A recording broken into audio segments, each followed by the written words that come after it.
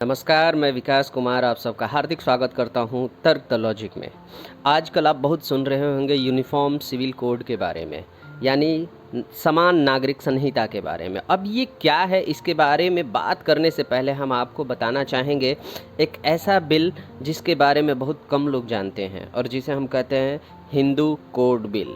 यानी यह जो बिल था इसलिए लाया गया था कि हिंदू संस्कृति, हिंदू धर्म में बहुत सारे लोगों के द्वारा अशिक्षा के कारण शुरू की गई ऐसी कुरीतियाँ और कुप्रथाएं थीं जिनको अंत करने के बारे में सोचा गया और लाया गया। यह काफ़ी अच्छी पहल थी, लेकिन अगर देखा जाए तो सिर्फ किसी एक समुदाय, एक धर्म के लिए इस तरह की पहल करना और बाकी धर्मों को इसमें खुली छूट देना, संविधान के अंदर में ना रखना, उनके धर्म के संरक्षण के आधार पर इस तर्क पर यह बिल्कुल ही तर्क संगत नहीं लगता है। हिंदू धर्म में पहले से मौजूद जो सती प्रथा थी उसको पहले ही समाप्त कर दी गई थी, लेकिन बहुत सारे ऐसे कुप्रथाएं थी जिन्हें अंत करने की आवश्यकता थी।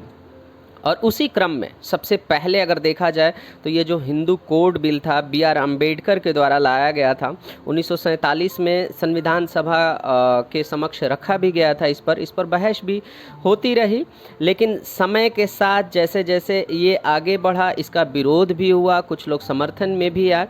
लेकिन जब आपका 1947 में देश आज़ाद हुआ और उसके बाद संविधान जो बनने की प्रक्रिया थी आगे की तरफ बढ़ी, तब इसके विरोध का जो बिगुल था वो कुछ ज़्यादा फूंका गया।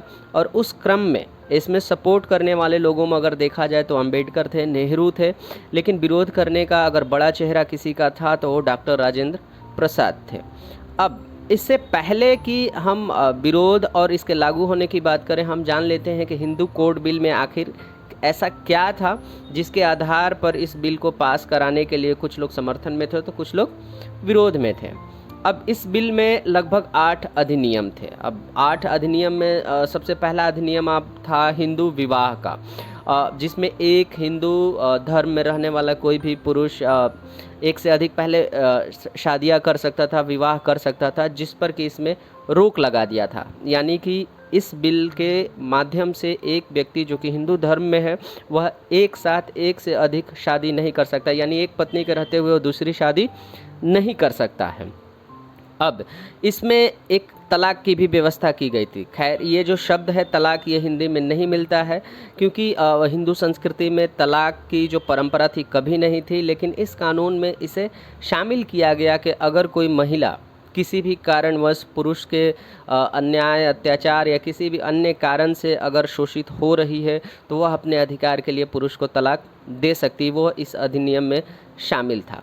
अब इसके बाद गोद लेने की भी जो परंपरा होती थी तो उस पर भी इसमें नियम कानून को प्रतिपादित किया गया था, दिखाया गया था, शामिल किया गया था। हिंदू धर्म में उत्तराधिकारी को लेकर नियम कानून बनाए गए थे कि पहले पिता अगर किसी की मृत्यु होती है तो उसकी संपत्ति में अधिकार सिर्फ बेटों का होता था, पुत्रों का होता था, लेकिन इस अधिनियम के द्वारा, इस बिल के द्वारा उसमें बेटियों को भी संपत्ति में अधिकार देने की बात कही गई थी। और भी बहुत सारे अधिनियम थे, लेकिन मुख्यतः रूप से यही देखा गया कि जो विवाह की बातें थी, उत्तराधिकारी की बातें थे, ये सारी चीज़ें हिंदू कोड बिल में शामिल था।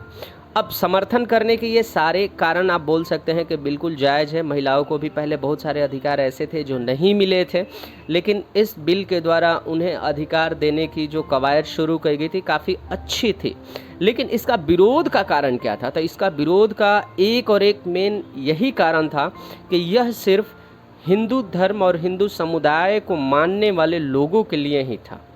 अब इनके अलावा, जिसमें कि आपके बौद्ध और जैन सिख भी आ जाते हैं, लेकिन इसके अलावा जो अलग पंथ भारत में रहते हैं यानी मुसलमान और ईसाई, उन पर यह नियम कानून लागू नहीं होता है। यानी वो अपने व्यक्तिगत धार्मिक कानूनों को ही मान सकते हैं और उसी के आधार पर वो अपने आने वाले समय में जो विवाह या किसी भी अन्य तरह की प्रक्रिया है उसको वो कर सकते हैं। जैसे मुसलमान, इस्लाम में आपका शरिया का कानून चलता है, उनका व्यक्तिगत वो कानून है और उस आधार पर वो एक व्यक्ति एक साथ कई स्त्रियों के साथ वो शादी कर सकता है।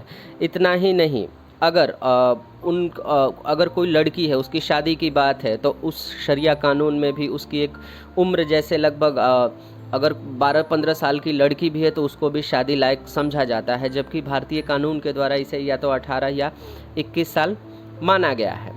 अब यानी कि भारतीय संविधान में लागू शादी विवाह, उत्तराधिकारी, गोद लेने और विधवा विवाह, इस तरह की सारी परंपरा जो संविधान में लागू की गई थी, हिंदू कोड बिल के द्वारा हिंदुओं पर भी लागू की गई थी, ये सारे नियम कानून या तो मुसलमान और ईसाई पर लागू नहीं होते हैं। वो अपने धर्म के हिसाब से इन सारे कानूनों को आगे लागू कर सकते हैं स्वयं पर। और विरोध का सबसे बड़ा कारण यही था। विरोध का अगर सबसे बड़ा चेहरा देखिए तो मैंने पहले ही बताया कि डॉक्टर राजेंद्र प्रसाद थे और एक करपात्री महाराज जी भी थे, जो कि राम राज्य परिषद जो पार्टी थी उस समय, जो पहला आम चुनाव हुआ था उस समय के वो अध्यक्ष थे, उन्होंने भी काफ़ी विरोध किया था। और यह विरोध का सिलसिला इस तरह से चला था कि आपका लगभग 1952 में जो आम चुनाव पहली बार हुआ था उस समय भी लोग सड़कों पर आ गए थे, संसद तक इसका विरोध किए गए थे। लेकिन 55-56 के आसपास फिर से इसे संसद में लागू कर दिया गया था, इस कानून को, हिंदू कोड बिल को। अब हिंदू कोड बिल अगर आपको समझ में आ गया तो इसके बाद की जो व्यवस्था थी, जो सब लोग चाहते थे, जैसे डॉक्टर राजेंद्र प्रसाद भी चाहते थे कि सबके लिए एक तरह का कानून हो, किसी भी धर्म और जाति के आधार पर कानून अलग अलग न हो। और वही कानून की जो प्रस्तावना थी डॉक्टर राजेंद्र प्रसाद के द्वारा सबसे पहले खत में लिखकर दी भी गई थी नेहरू को, लेकिन वो खत उन तक पहुंच नहीं पाया था। बाद में भी उनको एक राष्ट्रपति पद पर जब राजेंद्र प्रसाद उपस्थित हो चुके थे, चुने गए थे, उसके बावजूद बाद भी उन्होंने नेहरू को इस बारे में चेताया था कि अगर इस धर्म के आधार पर इस तरह के कानून बनाए जाते हैं तो आने वाले समय में यह समस्या खड़ी कर सकता है। लेकिन नेहरू ने इस बात की बिल्कुल भी परवाह नहीं की और संसद में इस कानून को लागू किया गया, जो कि हिंदू कोड बिल था। अब इसी जो राजेंद्र प्रसाद ने प्रस्तावना दी थी कि एक तरह का कानून बनाया जाना चाहिए सबके लिए, वहीं आपका यूनिफॉर्म सिविल कोड है और इस बारे में हम बात करेंगे अगले वीडियो में। तब तक के लिए आप कमेंट कर हमें ज़रूर ये बताएं कि आप इस बारे में क्या कहते हैं और किस तरह का कानून भारत में होना चाहिए। और शेयर करें इस वीडियो को, अधिक से अधिक लोगों तक पहुंचाएं। जिन्हें जानकारी नहीं है हिंदू कोड बिल के बारे में उन्हें भी बताएं।